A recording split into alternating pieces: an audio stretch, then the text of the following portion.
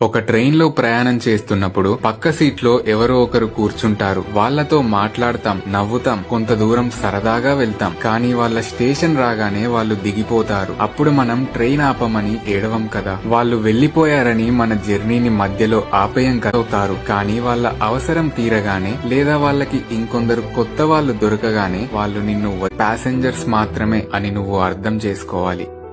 ఒక ట్రైన్ లో ప్రయాణం చేస్తున్నప్పుడు పక్క సీట్ లో ఎవరో ఒకరు కూర్చుంటారు. వాళ్లతో మాట్లాడతాం, నవ్వుతాం, కొంత దూరం సరదాగా వెళ్తాం. కానీ వాళ్ళ స్టేషన్ రాగానే వాళ్ళు దిగిపోతారు. అప్పుడు మనం ట్రైన్ ఆపమని ఏడవం కదా, వాళ్ళు వెళ్లిపోయారని మన జర్నీని మధ్యలో ఆపేయం కదా. మరి లైఫ్ లో కూడా అంతే. కొందరు నీ లైఫ్ లోకి వస్తారు, కొన్ని రోజులు బాగా మాట్లాడతారు, నీతో టైం స్పెండ్ చేస్తారు, నీకు చాలా క్లోజ్ అవుతారు. కానీ వాళ్ళ అని నువ్వు అర్థం చేసుకోవాలి.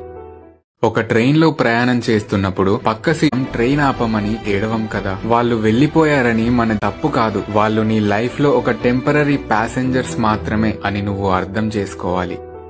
ఒక ట్రైన్ లో ప్రయాణం చేస్తున్నప్పుడు పక్క సీట్ లో